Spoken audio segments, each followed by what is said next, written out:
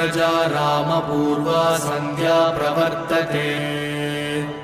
उत्तिष्ठ नरसार्दूल कर्तव्यं दैवमात्मिकम्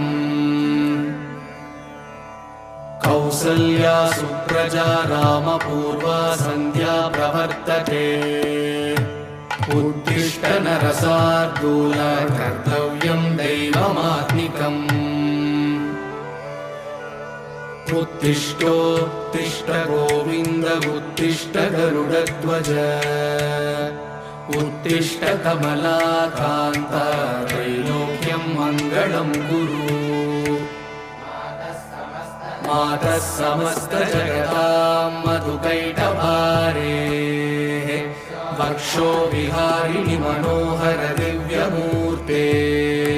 श्रीस्वामि निःश्रित जनप्रियदानशीले श्रीवेङ्कटेश दयिते तव सुप्रभातम्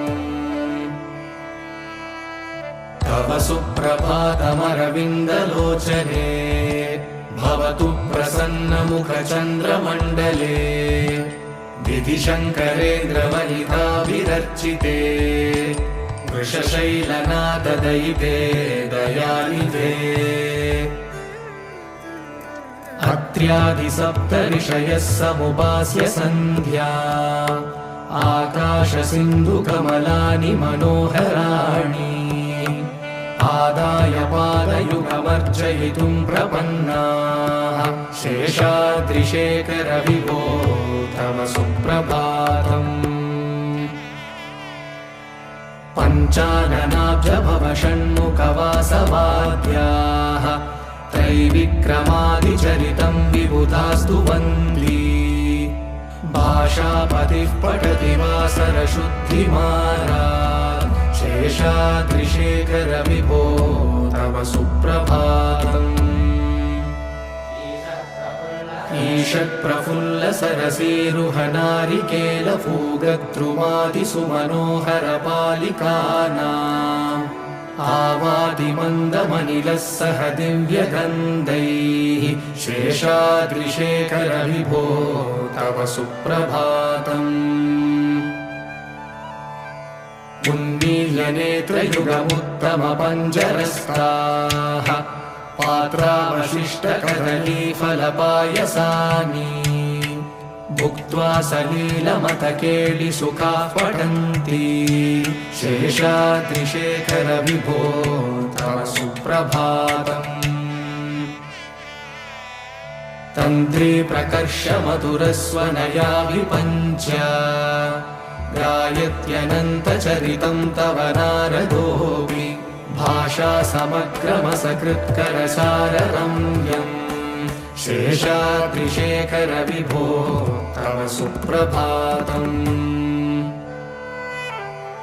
भृङ्गावली च मकरन्दरसानुविद्धजङ्कारगीतनिनदैः सह सेवनाय निर्यात्युपान्तसरसी कमलोधरेभ्यः शेषाद्रिशेखर विभो तव सुप्रभातम् योषागणेन वरदग्निविमत्यमाने गोशालयेषु दधिमन्थनतीव्रघोषाः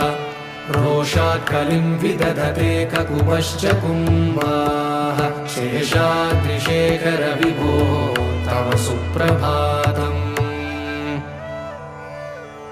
पद्मेशमित्रशतपत्रकतालिवर्गाः हर्तुं श्रियं कुवलयस्य निजाङ्गलक्ष्म्या भेरे निनादमिव बिभ्रति तीव्रनादम् शेषाद्रिशेखर विभो तव सुप्रभातम् श्रीमन्नभीष्टवरदाखिललोकबन्धो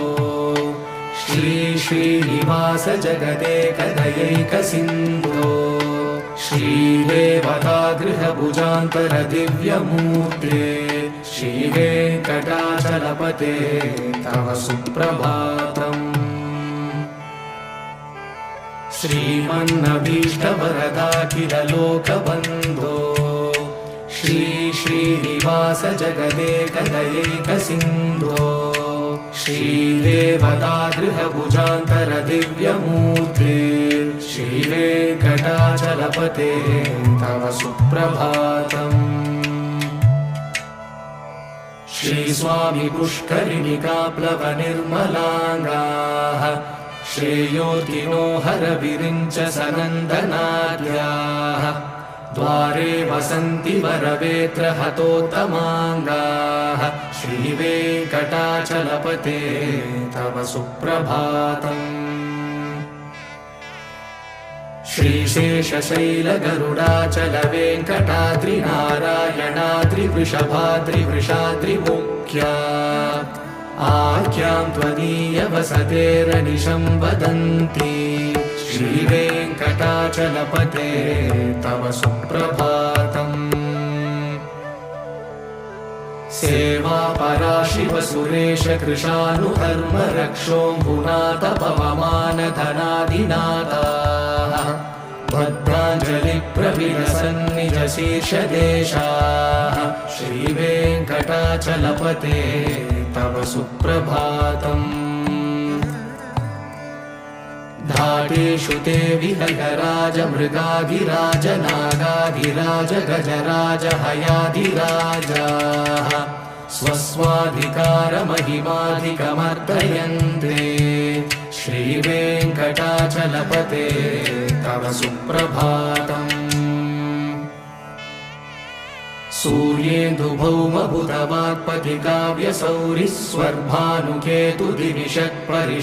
सूर्येन्दुभौमबुधवाक्पतिकाव्यसौरिस्वर्भानुकेतुदिविषत्परिषत्प्रधानाः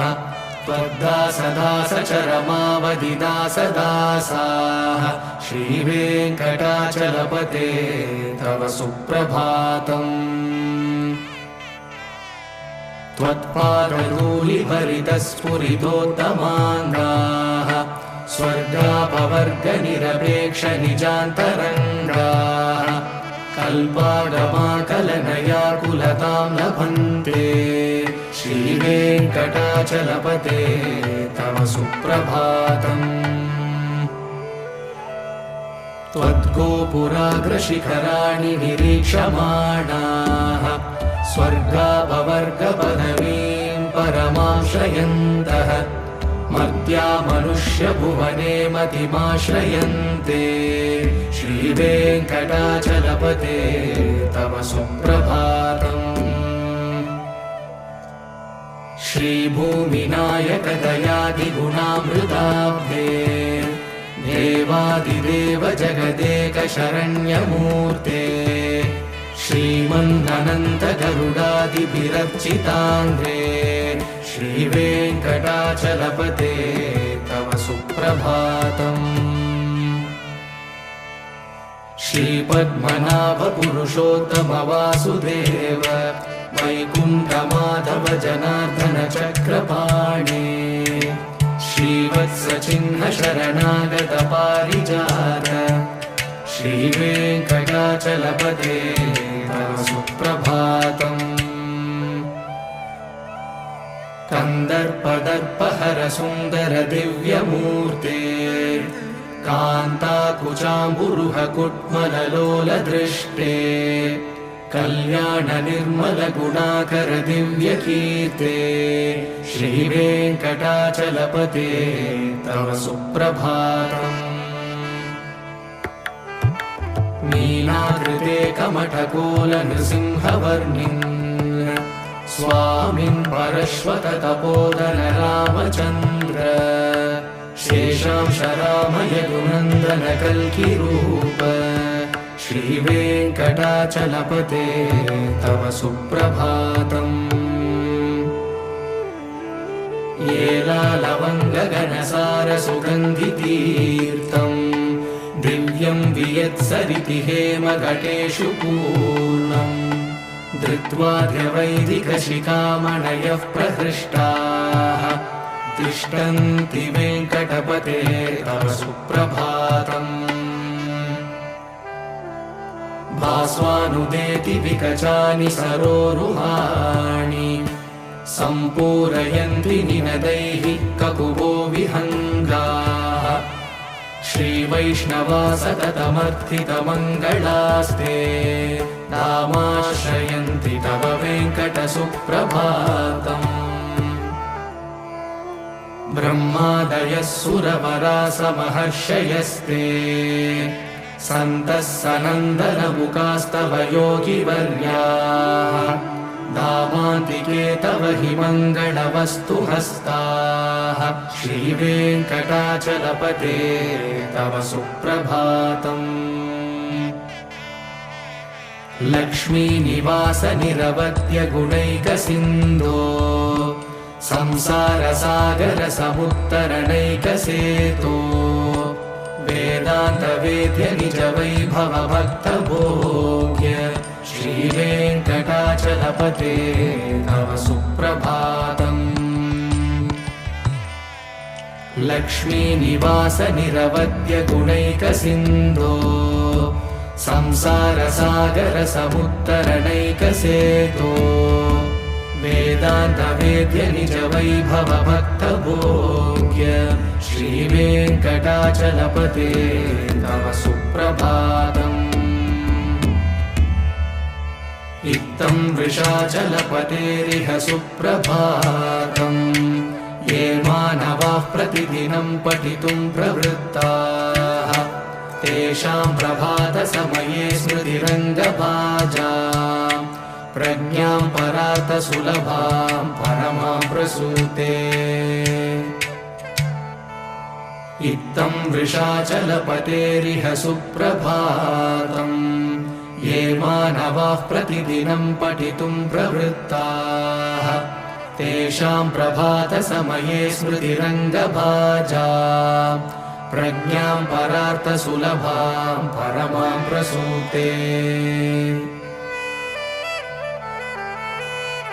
कमलाकुचूषुककुङ्कुमतो नियतारुणितातुलनीलतनो कमलायतलोचनलोकपते विजयी भव वेङ्कटशैलपते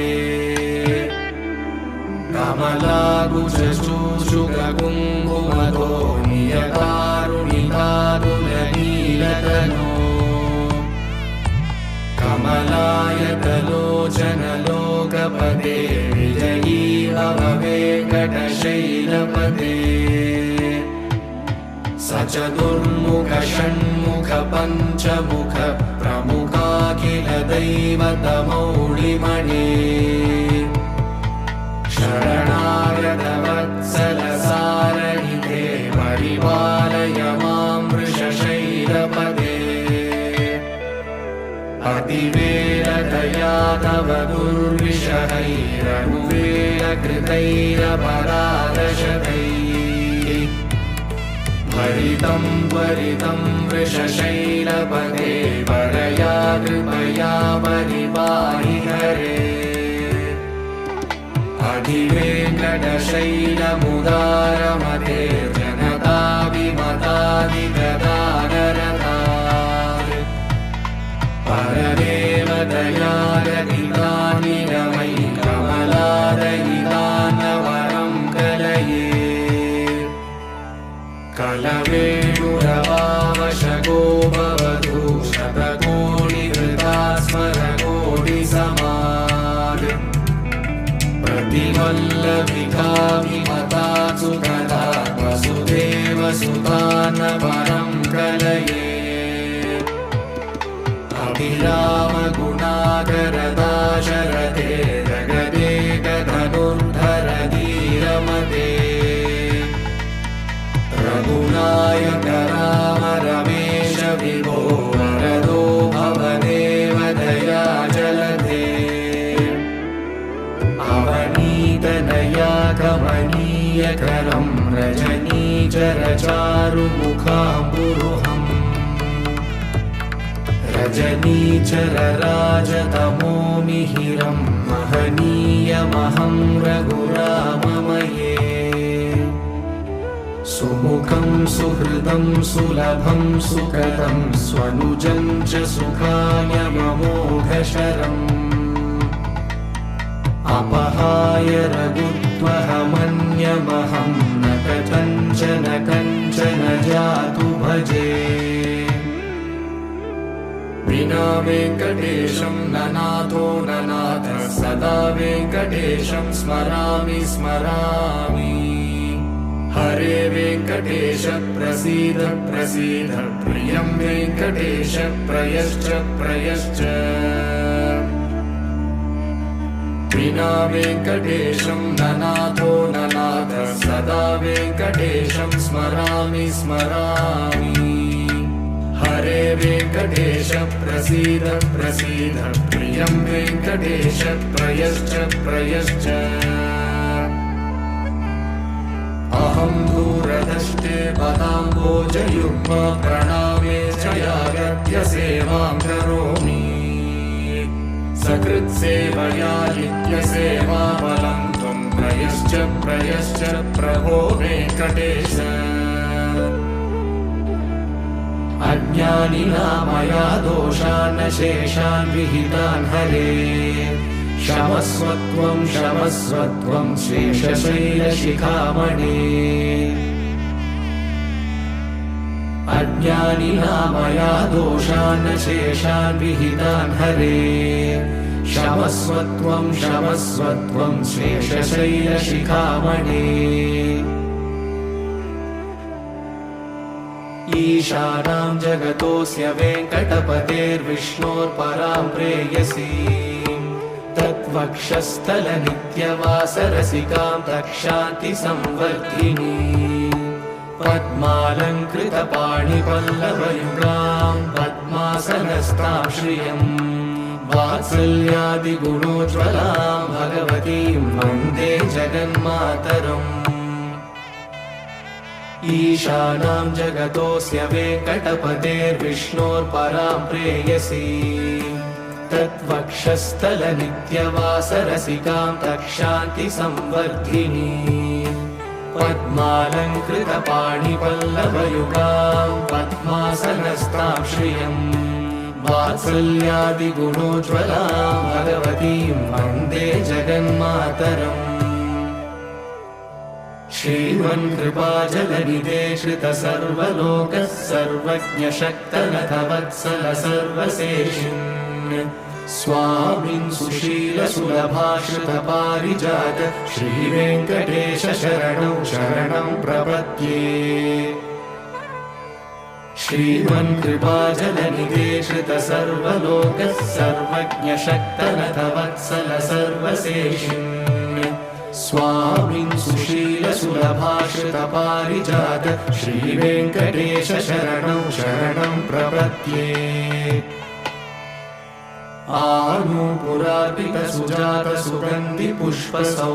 आनूपुरार्पितसुजातसुगन्धिपुष्पसौरभ्यसौरभकरौ समसन्निवेशौ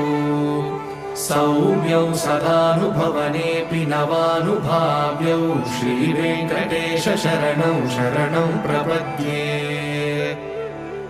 सद्यो विकासि समुदित्वरसान्द्रनागसौरभ्यनिर्भरसरोरुहसाम्यवार्ताम् सम्यक्षु साहसपदेषु विलेखयन्तौ श्रीवेङ्कटेश शरणौ शरणं प्रपद्ये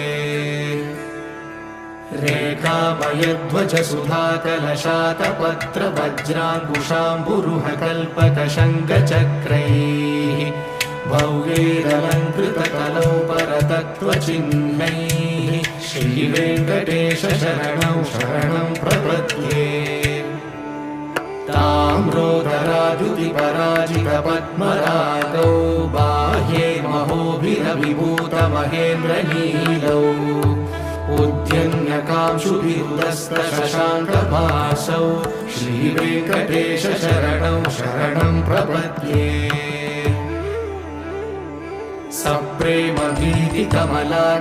सप्रेमभीतिकमलाकरपल्लवाभ्यां संवाहनेऽपि सपदि क्लममादधानौ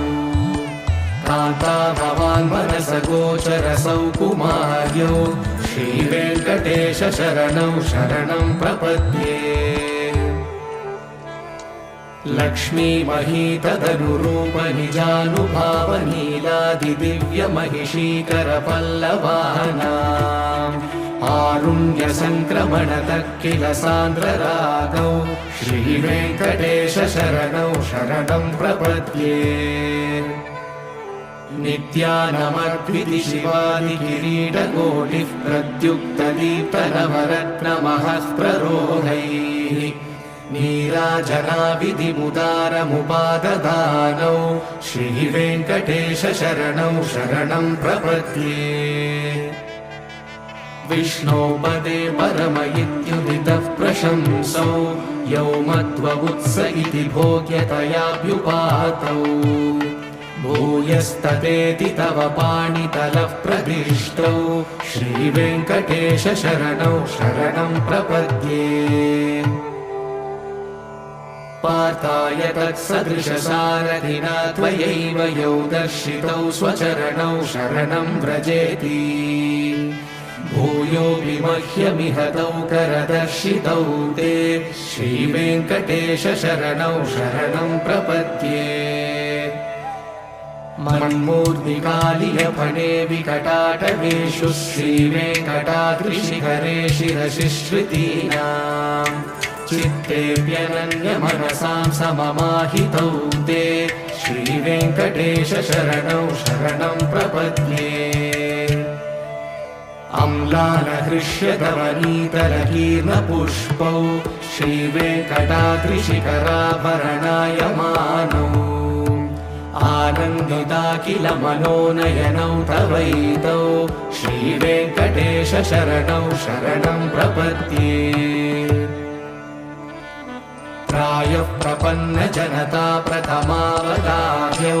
मातुस्तनाभिवशिशोरमृतायमानौ प्राप्तौ परस्परतुलामतुलान्तरौ ते श्रीवेङ्कटेश शरणौ शरणं प्रपद्ये सत्त्वोत्तरैः सततसेव्यपदाम्बुजेन संसारतारकदयाग्रगृगञ्जलेन सौम्योपयन्तृमुनिनामवदर्शितौ ते श्रीवेङ्कटेश शरणौ शरणं प्रपद्ये सत्त्वोत्तरैः सततसेव्यपदाम्बुजेन संसारतारकदयाग्रगृगञ्जलेन सौम्योपयन्तृमुनिनामवदर्शितौ ते श्रीवेङ्कटेश शरणौ शरणं प्रपद्ये श्रीशश्रिया घटिकया त्वदुपाय भावे प्राप्ये त्वयि स्वयमुपेयतया स्फुरन्त्या नित्याश्रिताय निरवद्य गुणाय तुभ्यं शां किङ्करो वृषगिरीश न जातु मह्यम् श्रीशश्रिया घटिकया त्वदुपाय भावे प्राप्ये त्वयि स्वयमुपेयतया स्फुरन्त्या नित्याश्रिताय निरवद्य गुणाय तुभ्यं शां किङ्करो वृषगिरीश न जातु मह्यम् श्रियकान्ताय कल्याणनिलये निलयेऽर्तिना श्रीवेङ्कटनिवासाय श्रीनिवासाय मङ्गलम् श्रियकान्ताय कल्याणनिलये निलयेऽर्तिना श्रीवेङ्कटनिवासाय श्रीनिवासाय मङ्गलम् लक्ष्मी सविभ्रमालोकशुभ्रुविभ्रमचक्षुषे चक्षुषे सर्वलोकानां वेङ्कटेशाय मङ्गलम् श्रीवेङ्कटाद्रिशृङ्गाग्रमङ्गलाभरणाग्रये मङ्गलानां निवासाय श्रीनिवासाय मङ्गलम् सर्वावयवसौन्दर्यसम्पदा सर्वचेतसा सदा सम्मोहनायास्तु वेङ्कटेशाय मङ्गलम् नित्याय निरवध्याय सत्यानन्दचिदात्मने सर्वान्तरात्मने श्रीमद्वेङ्कटेशाय मङ्गलम् स्वतः सर्वविदे सर्वशक्तये सर्वशेषिणे सुलभाय सुशीलाय वेङ्कटेशाय मङ्गलम् परस्मै ब्रह्मणे पूर्णकामाय परमात्मने प्रयुञ्जे परतत्त्वाय वेङ्कटेशाय मङ्गलम् आकालतत्त्वमश्रान्तमात्मनामनुपश्यता अतृप्यमृतरूपाय वेङ्कटेशाय मङ्गलम् प्रायस्वशरणौ पुंसां शरण्यत्वेन पाणिना कृपया दिशते श्रीमद्वेङ्कटेशाय मङ्गलम् दयामृततरङ्गिण्यास्तरङ्गैरिव शीतलैः अपाङ्गैः सिञ्चते विश्वं वेङ्कटेशाय मङ्गलम् सृग्भूषाम्बरहेतीनां सुषमावहमूर्तये सर्वार्तिशमनायास्तु वेङ्कटेशाय मङ्गलम् श्रीवैकुण्ठविरक्ताय स्वामि पुष्करिणीतटे रमया रममाणाय वेङ्कटेशाय मङ्गलम् श्रीवैकुण्ठविरक्ताय स्वामि पुष्करिणीतटे रमया रममाणाय वेङ्कटेशाय मङ्गलम् श्रीमत्सुन्दरजामातृमुनिमानसवासिने सर्वलोकनिवासाय श्रीनिवासाय मङ्गलम् श्रीमत्सुन्दरजामातृमुनिमानसवासिने सर्वलोकनिवासाय श्रीनिवासाय मङ्गलम् शासनपरैः मध्वाचार्यपुरोगमैः सर्वैश्च पूर्वैराचार्यैः सत्कृतायास्तु मङ्गलम्।